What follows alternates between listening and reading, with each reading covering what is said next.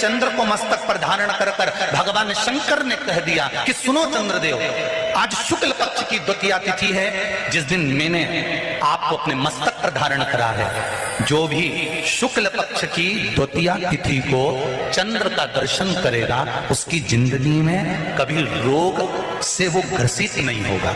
हम पहले भी कथा में कहे, आज फिर कहते हैं, जिसकी लीवर, किडनी, जिसकी काया बेकार हो रही हो, चमड़ी सफेद पड़ रही हो, काले काले छट्टे पड़ रहे हो, सोराइसिस जैसी बीमारी हो गई हो, कैंसर जैसा रोग हो गया हो, बड़े से बड़ा रोग, अगर किडनी, लीवर कितना भी बेकार से बेकार हो गया, डैमेज से डैमेज हो गया, उसको शुक्ल पक्ष के द्वितीया चंद्रमा का दर्शन करना चाहिए।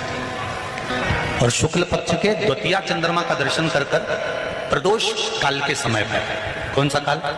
शाम के समय। प्रदोष काल मालूम है सबको? सूर्य जब डूबता है उसके 45 मिनट पहले से सूर्य डूब जाए उसके 45 मिनट बाद। कितने मिनट पहले? जम के बोलो जरा।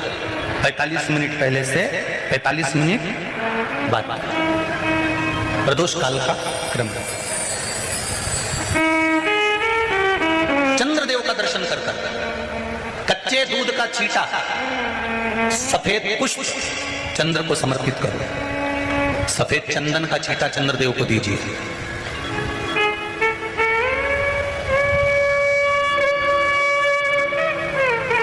और चंद्रदेव को छींटा देने के बाद जो दूध है उसका छींटा अपने तन पर लीजिए, सफेद चंदन थोड़ा सा अपने शरीर पर लगा लीजिए।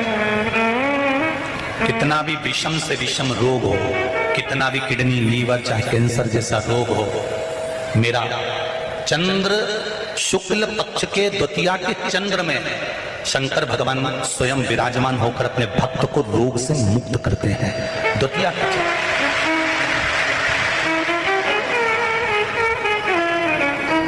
जम के बोलो कौन सी तिथि है? शुक्ल पक्ष के द्वितीया तिथि का चंद्र का दर्शन व्यक्ति को जीवन का सुख देता है। जिसके आंखों में तकलीफ हो, श्रवण शक्ति में तकलीफ हो, बोलने में, मुख में तकलीफ उत्पन्न होती हो, भारी से भारी हो, शुक्ल पक्ष की द्वितीया तिथि को भगवान शंकर ने चंद्रदेव को अपने मस्तक पर धारण करा। तो शंकर भगवान ने कह दिया, सुनो चंद्रदेव, आज शुक्ल पक्ष की द्वितीया तिथि को मैंने आपको अपने मस्तक पर धारण करा है। संसार में रहने वाला, मृत्यु लोक में रहने वाला, चाहे देव लोक में रहने वाला, चाहे जिस लोक में वो निवास कर रहा है, अगर शुक्ल पक्ष की द्वितीया तिथि के चंद्रमा का दर्शन करेगा तो वो रोग से मुक्त रहेगा। अब हमारे यहाँ इतनी अच्छी अच्छी तिथियां दी हैं, कैलेंडर तक में लिखा हुआ है कि चंद्र दर्शन। अब उसके बाद भी लोग चंद्र दर्शन नहीं करें तो फिर उनका भाग्य बेकार। पंचांग में लिखा है कि चंद्र दर्शन, बोलो सही है कि गलत है? उसमें पंचांग में लिखा है कि चंद्र दर्शन, शुक्ल पक्ष की द्वितीया तिथि चंद्र दर्शन। एक छोटा सा प्रैक्टिकल है, आप करके देखेंगे तो बाबा कुबेर भंडारी वैसे ही भंडार भर देगा। थोड़ा सा प्रयास, अगर आपके सबके घर में गंगा जल है तो एक प्रयास करके देखिए। कोई कार्य के लिए आप जा रहे हैं और वो कार्य अटक रहा है, नहीं हो रहा, बहुत प्रयास कर लिया, बहुत दिन से लगे हुए कि ये काम होना ही चाहिए, ये काम बहुत जरूरी और होना ही चाहिए, नहीं हो रहा। एक कटोरी में गंगा का जल निकाल लीजिए और कटोरी में गंगा का जल निकाल कर तुम्हारे घर में एक सिक्का पड़ा हो, 1 रुपया, 2 रुपया, 5 रुपया, कोई सा भी एक सिक्का पड़ा हो, जो भी सिक्का पड़ा हो, कुंदकेश्वर महादेव का नाम लेकर, जहां परिंदा होता है, पानी का मटका होता है, पितरों का स्थान होता है, हंडा भरते हो, मटका भरते हो, उसके पास में उस कटोरी को रखकर 1 का सिक्का, 2 का सिक्का, 5 का सिक्का, 10 का सिक्का, जो तुम्हारे पास सिक्का पड़ा हो, जो भी तुम्हारे पास पड़ा हो, वो सिक्के को हथेली में लेकर कुंदकेश्वर महादेव का नाम लेकर उस कटोरी में डाल दीजिए और उस जल को नैनों से लगाकर आप काम के लिए निकल जाइए। वो काम आपका सफल होकर ही रहेगा, छूट नहीं सकता। गंगा के जल में वो बल होता है। और आप जो सिक्का डाल रहे हो वो ये समझ कर डालें कि कुंदकेश्वर महादेव को मैं गंगा में स्नान करने के लिए, हमारे यहाँ पहले हमने भी देखा, आपने भी देखा होगा, किसी जब बारिश नहीं होती है या कोई काम अटक जाता है, जब बारिश, तो क्या करते थे पहले के जमाने में, मंदिर को पैक कर दे, उसमें पानी भर दे शंकर जी के ऊपर। आपने कई जगह देखा होगा, उसमें शिव जी को डुबा, तो किसके लिए डुबाते थे? कुंदकेश्वर महादेव के। ये नियम है कुंदकेश्वर महादेव का। पर आज के जमाने में तो चंपेश्वर महादेव है तो उनको भी डुबा दे, गुप्तेश्वर महादेव है तो उनको भी डुबा दे। ये उनके लिए नहीं है। कुंदकेश्वर महादेव किनका नाम है?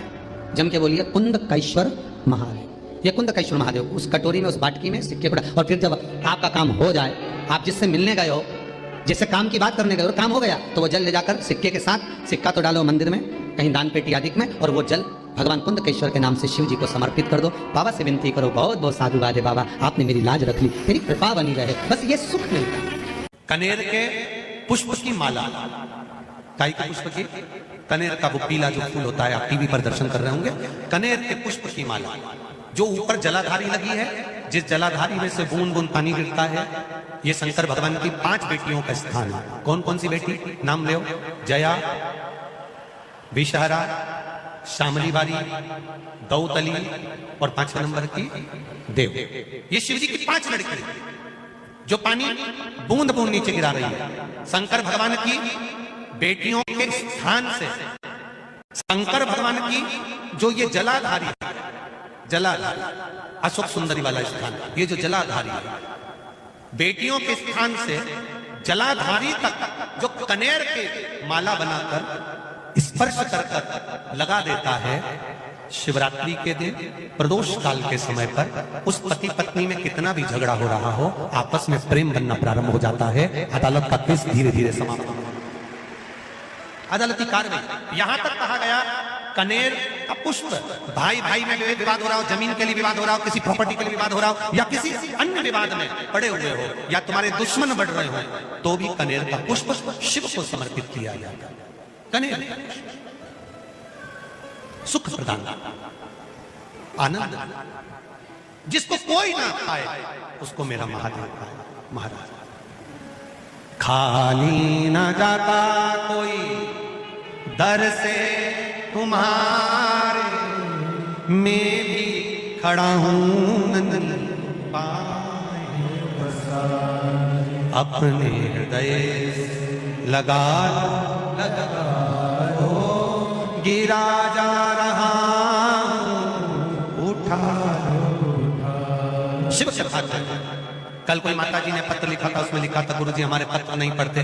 पत्र बहुत सारे रहते हैं, हम प्रयास करेंगे कल की कथा में आपके पत्रों को भी लिया जाए। नए पत्र आएंगे, उसके साथ आपके पत्र भी कल की कथा में हम लेंगे, प्रयास करेंगे। भगवान शिव की कथा करें।